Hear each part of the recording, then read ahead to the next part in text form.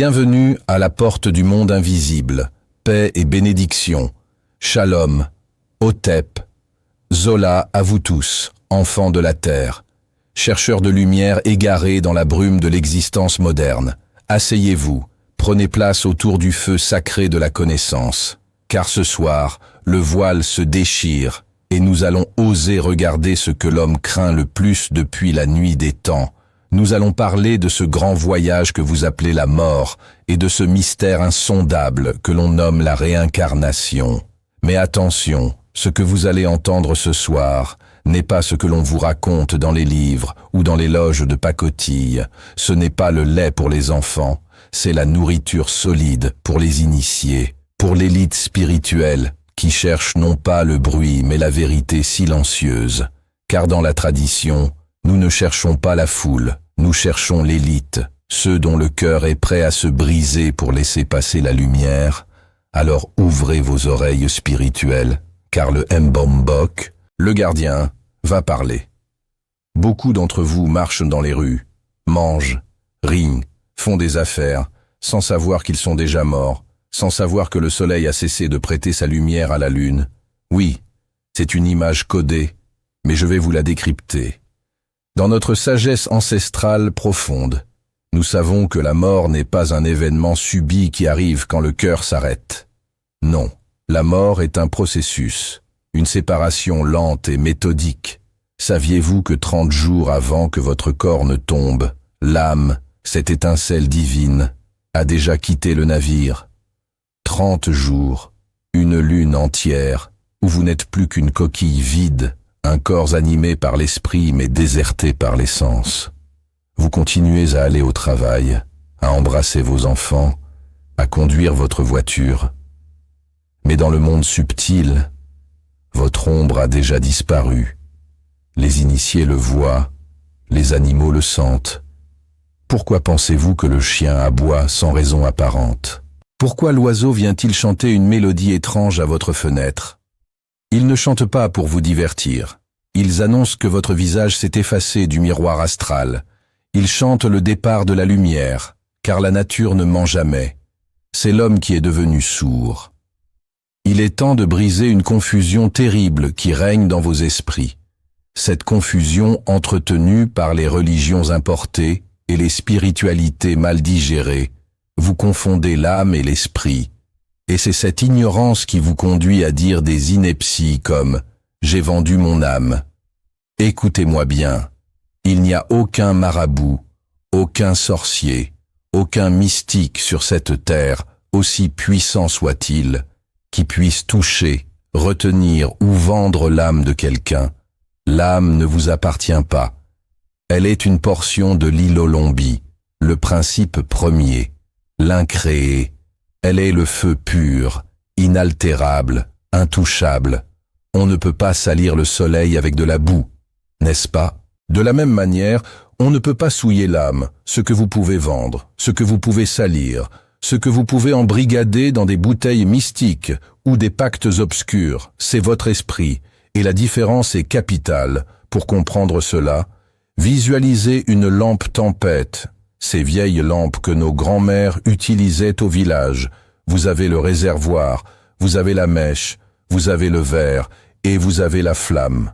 La flamme, c'est l'âme, elle est pure, elle brûle, elle éclaire. Mais le verre qui l'entoure, c'est votre esprit, c'est ce verre que vous fabriquez, c'est ce verre que vos parents ont fabriqué. Si le verre est sale, couvert de suie, noirci par les mauvaises actions, par la haine, par les interdits violés, la lumière de la flamme ne passera pas. Elle restera prisonnière à l'intérieur, invisible au monde. L'homme dira, il n'a pas d'âme. Non, l'âme est là.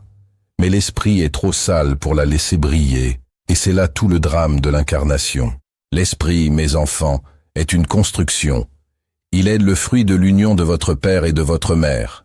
Quand un homme et une femme s'unissent, il ne crée pas seulement de la chair et du sang. Ils tissent une trame spirituelle.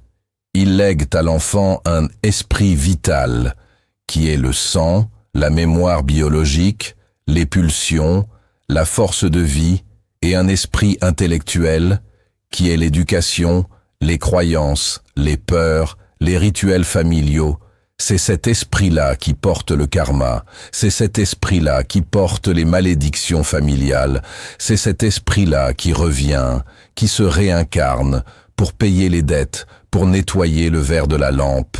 L'âme, elle, observe, elle est le témoin silencieux. Elle prête sa lumière quand le verre est propre, et elle se retire quand le verre est brisé ou trop souillé.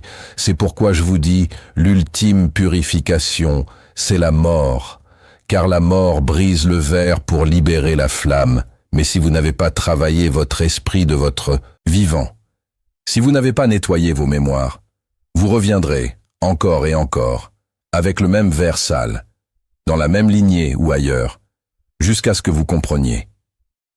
Et parlons de ceux qui sont partis, vos morts. Vous pleurez, vous vous lamentez, vous dites « paix à son âme ». Mais l'âme n'a pas besoin de votre paix, elle est la paix. Ce qui a besoin d'aide, c'est l'esprit du défunt. Et c'est là que nous commettons des erreurs fatales dans nos rites funéraires modernes. Regardez comment vous traitez vos morts aujourd'hui. Vous les mettez dans des boîtes hermétiques. Vous les gelez dans des morgues glaciales pendant des semaines, des mois, pour attendre un oncle qui vient d'Europe. Malheureux. La mort est une combustion. Elle est chaleur. Elle ne supporte pas la glace. Quand vous congelez un corps, vous emprisonnez l'esprit. Vous le condamnez à errer, à souffrir, à hanter les vivants. Dans la tradition, le corps doit retourner à la terre rapidement, et surtout, le dos du défunt, sa colonne vertébrale, doit toucher le sol. La terre-mère, il faut que la planche du cercueil soit ouverte ou retirée, pour que le contact se fasse, pour que la décomposition libère l'esprit, pour qu'il puisse entamer son voyage vers le village des ancêtres. Tant que la chair n'est pas pourrie, l'esprit est là. Il rôde, il vous regarde, et si vous l'avez maltraité, il devient un esprit vengeur, un aïeul en colère, et non un ancêtre bienveillant. Car il faut faire la distinction, et c'est ici que beaucoup se perdent dans ce retour aux sources qui devient un fourre-tout. Tout mort n'est pas un ancêtre. Un père qui meurt n'est pas un ancêtre. C'est un aïeul. Un grand-père qui meurt est un aïeul. Pour devenir ancêtre, il faut des rites, il faut du temps, il faut une élévation. Il faut que l'esprit ait été purifié de ses passions terrestres. Quand vous faites vos libations et que vous appelez « grand-père un tel », êtes-vous sûr qu'il était un saint homme? S'il était un sorcier, un jaloux, un homme de colère, vous appelez sa vibration, vous appelez ses passions, et vous les invitez dans votre vie. Et vous vous étonnez que le désordre s'installe chez vous? Les véritables ancêtres sont comme la justice. Ils sont aveugles. Non pas qu'ils ne voient pas, mais ils ne jugent pas selon l'émotion humaine. Ils vibrent à une fréquence très haute, entre 20 et 20 000 Hertz, une fréquence de pureté. Pour qu'ils vous entendent, il faut que votre propre lumière vibre à l'unisson. Il ne sert à rien de crier, de pleurer, de faire du bruit. Le monde des ancêtres est un monde de silence et d'action juste. Si vous voulez leur parler, nettoyez votre vie, purifiez votre esprit intellectuel, détachez-vous des fausses croyances, sortez de la peur, car la peur est l'absence de l'âme. Dès que vous avez peur, l'âme se retire, et vous n'êtes plus qu'un animal apeuré livré aux prédateurs de l'invisible. La réincarnation, mes amis, n'est pas une punition, c'est une école. Une âme peut utiliser 1000 corps, 1000 esprits pour accomplir une mission. Elle peut être un médecin qui cherche un remède, mourir, et revenir dans un autre corps à l'autre bout du monde, pour finir sa découverte.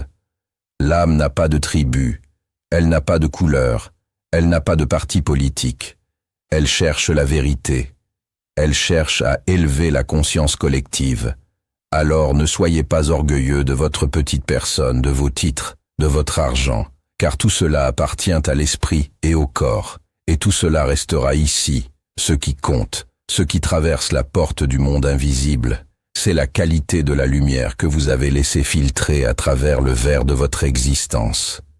Travaillez sur votre esprit, nettoyez votre sang des mémoires toxiques, respectez les rites de passage, et surtout, restez humble devant le grand mystère, car lorsque la mort survient, la rigueur règne avec sévérité, et seul, le juste peut traverser le pont sans trembler. Que cette parole pénètre en vous comme une semence dans une terre fertile, et qu'elle germe pour votre élévation. Je suis le gardien, et j'ai parlé. À très bientôt de l'autre côté du voile.